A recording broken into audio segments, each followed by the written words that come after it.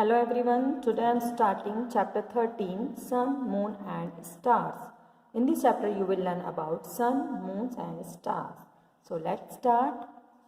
First topic is sun. Sun is the brightest object we see in the sky during daytime. जो सन है वो सबसे brightest object है जिसे हम स्काई में दिन के समय देख सकते हैं. It is a hot ball of fire and gases that gives us heat and light.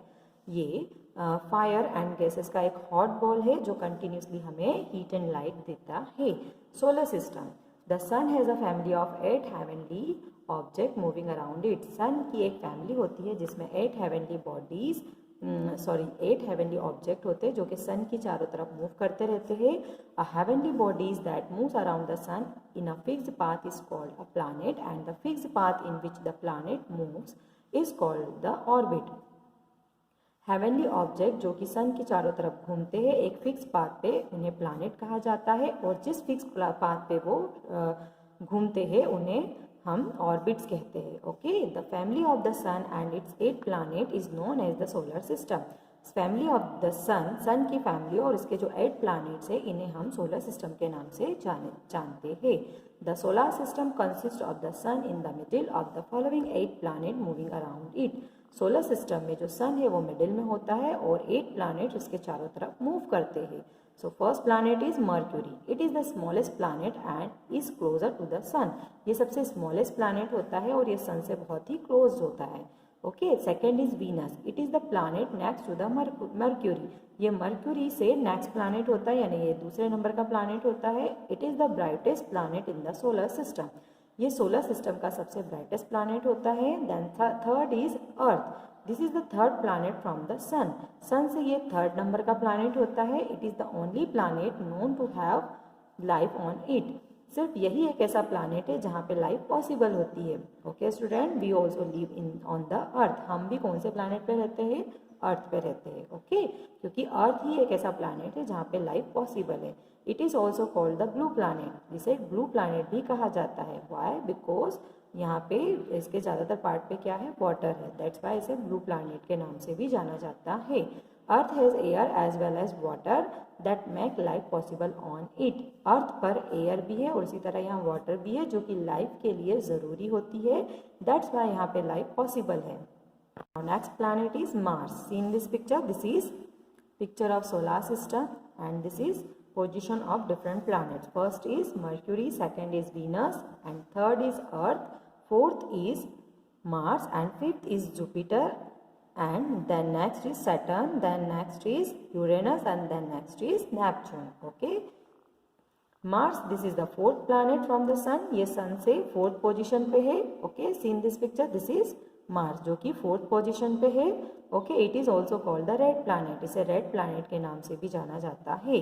The above 4 planet are also known as the inner planet. इन 4 प्लैनेट्स को ये जो सन से क्लोजेस्ट है जो सन के पास में है इन्हें इनर प्लैनेट के नाम से भी जाना जाता है. The planet after Mars are called the outer planet.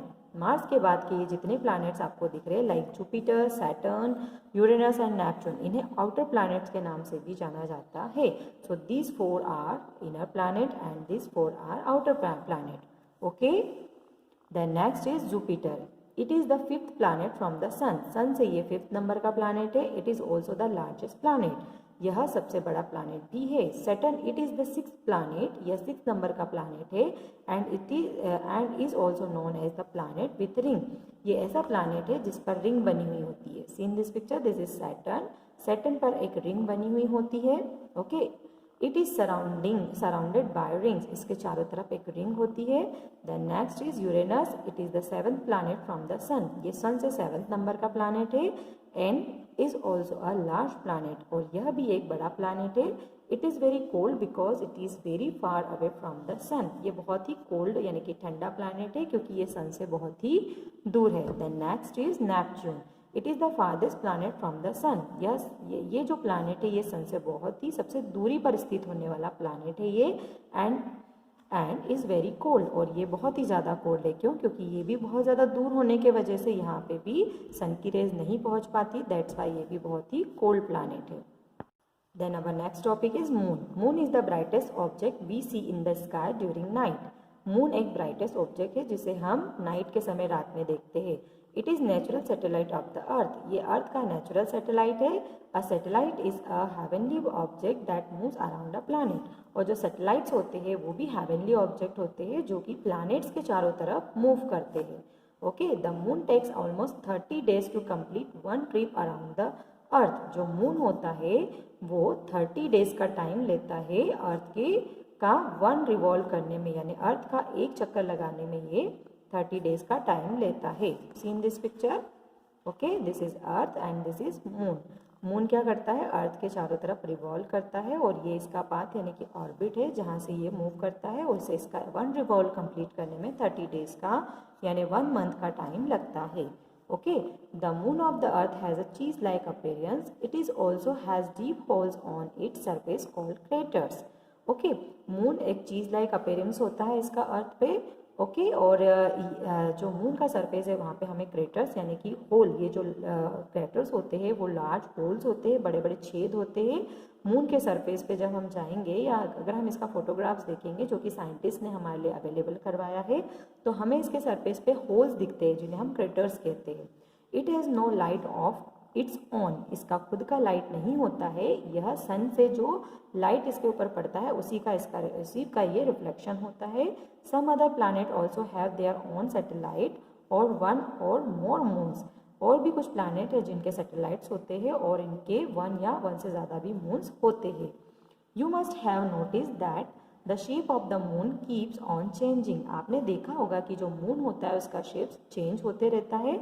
Sometimes it look round, कभी ये राउंड शेप में दिखता है, वाइल अनदर टाइम अ क्रिसेंट, कभी कभी ये क्रिसेंट शेप में भी हमें दिखता है, like this. Okay, this changing shape are called phases of the moon, इस तरह से मून के जो शेप चेंज होते हैं उसे फेसेस ऑफ द मून कहते हैं। Okay, see in this picture, this is different phases of the moon, this is new moon. New moon में हमें मून बिल्कुल नहीं दिखता है, क्यों, क्योंकि ये जब सन मून एंड अर्थ जब स्ट्रेट लाइन में आते हैं तो यहाँ पे हमें मून बिल्कुल नहीं दिखता है। Okay, this is half moon and this is full moon. Full moon में हमें मून पूरा दिखता है, and this is crescent moon. Crescent moon में हमें जो मून होता है वो हमें इस तरह से दिखता है। Okay, now our next topic is stars. Stars are huge ball of fire and gases, जो स्टार्स होते हैं वो बहुत बड़े बॉल्स होते हैं फायर यानी आग और गैसेस के। We see many stars in the night sky, night sky में हम कई स्टार्स, नाइट जो रात के समय जब हम स्काई को देखते हैं तो वहाँ हमें बहुत सारे स्टार्स दिखते हैं। They look small because they are very far away from us, ये हमें बहुत ही छोटे दिखते हैं क्योंकि ये हम बहुत ही दूर होने की वजह से हमें छोटे दिखते हैं। Our sun is also a star, sun भी एक स्टार है। It appears bigger because it is the closest star to the earth, ये हमें बिगर दिखता है क्योंकि ये अर्थ से पास होने की वजह से ये हमें बड़ा दिखता है, लेकिन जो स्टार्स होते हैं वो बहुत दूर होने की वजह से हमें स्मॉल दिखते हैं। Stars are there in the sky all the time, all the time, जो stars are there in the sky all the time, stars जो होते हैं वो स्काई में फुल टाइम होते हैं, but they are not visible to us in the day time, पर ये हमें दिन के समय दिखते नहीं है। Because the bright sunlight hide them from our eyes, क्योंकि जो सन की जो ब्राइटनेस होती है वो इतनी ज़्यादा होती है कि हमें स्टार्स नहीं दिखते हैं। Looking carefully we can see groups of star forming a fixed pattern in the sky, अगर हम ध्यान से देखेंगे स्काई में तो हमें स्टार्स के द्वारा जो कुछ पैटर्न्स बनाए जाते हैं वो हमें दिखते हैं, like this. Okay, a group of stars forming a fixed pattern is called constellation, stars का ग्रुप में होना और उनके द्वारा एक पैटर्न बनाया जाना इसे हम कॉन्स्टिलेशन कहते हैं। So student, see in this picture, this is group of stars forming a pattern, stars के ग्रुप ने एक पैटर्न बनाया है like great bear and this is Orion, तो in this patterns are called constellation, इन्हें हम कॉन्स्टिलेशन कहते हैं। The great bear and Orion are the most commonly seen constellation, great bear और ओरियन सबसे ज़्यादा देखे जाने वाले कॉन्स्टिलेशंस है। Okay students, so I hope you all understand properly, so keep learning. Thanks for watching this video.